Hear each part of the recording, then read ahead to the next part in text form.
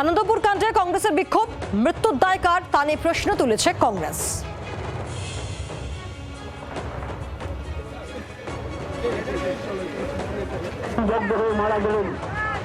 প্রতীকী প্রতিবাদ আমাদের করা প্রয়োজন, কারণ সবাই চুপ করে আছে। কি কারণ জানি না, সরকারের বিরুদ্ধে কেউ বলছেন না।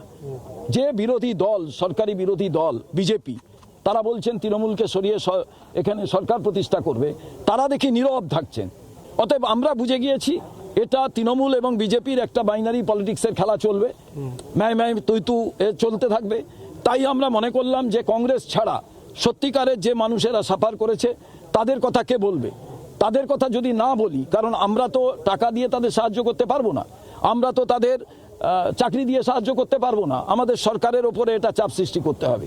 তাই প্রতীকী প্রতিবাদ হিসাবে আমরা এখানে এসে উপস্থিত হলাম।